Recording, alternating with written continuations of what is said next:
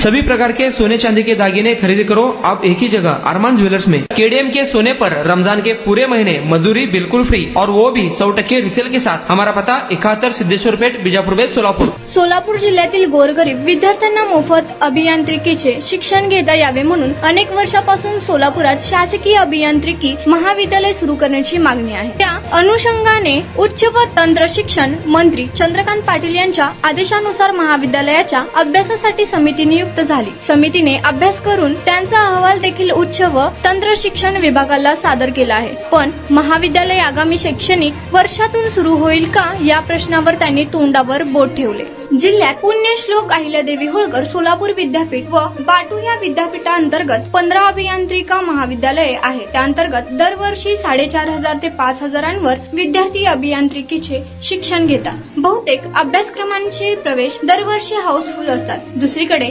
हातावरील पोट असलेल्या कुटुंबातील अनेक विद्यार्थ्यांना इच्छा असूनही इंजिनिअरिंगचे शिक्षण घेता येत नाही। त्या विद्यार्थ्यांसाठी सोलापुरात शासकीय अभियांत्रिकी महाविद्यालय व्हावे अशी सुमारे 15 वर्षापूर्वीची मागणी आहे। अर्थसंकल्पीय अधिवेशनापूर्वी उच्च व तंत्र शिक्षण मंत्री पाटील सोलापूर दौऱ्यावर आल्यावर अखिल भारतीय विद्यार्थी परिषदेच्या पदाधिकाऱ्यांनी त्यांच्याकडे महाविद्यालयासंदर्भातील निवेदन दिले होते। आमदार देवेंद्र कोठे यांनीही तशी मागणी त्यांच्याकडे केली होती। त्यानुसार त्यांनी 4 सदस्यांची समिती नेमून अहवाल मागितला। या समितीने कोल्हापूरच्या शासकीय अभियांत्रिकी महाविद्यालयाच्या धर्तीवर सोलापूरच्या महाविद्यालयाचा अहवाल विभागाला सादर केला होता। आता त्याला राज्य शासनाकडून मंजुरी कधी मिळणार आणि अखिल भारतीय तंत्र शिक्षण AICTE परिषदेची अंतिम मान्यता कधी मिळणार, शासनाकडून निधी कधीपर्यंत मिळेल यावर समितीच्या अधिकाऱ्यांनी स्पष्ट काहीच सांगितले नाही। त्यामुळे सोलापूरकरांना पुन्हा शासकीय अभियांत्रिकीसाठी वाटच पाहावी लागणार आहे। शहर मध्य विधानसभा मतदारसंघाचे आमदार देवेंद्र कोठे यांनी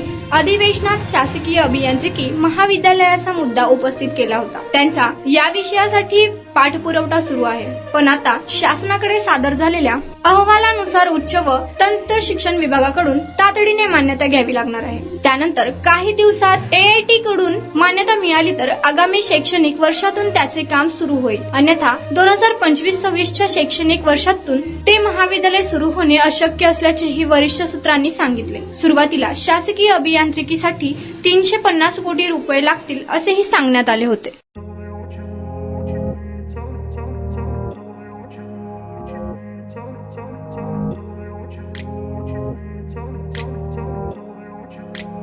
जागतिक महिला दिनानिमित्त लुनिया EV हब कडून गाडी शिका मोफत व तसेच मोफत नाव नोंदणी। प्रशिक्षण केल्यानंतर महिलांसाठी विशेष ऑफर। हे ऑफर 20 मार्च 2025 पर्यंत। तर आजच भेट द्या लुनिया EV हबला। पत्ता जोशी पेट्रोल पंपासमोर, जुळे, सोलापूर। संपर्क क्रमांक 9309857930।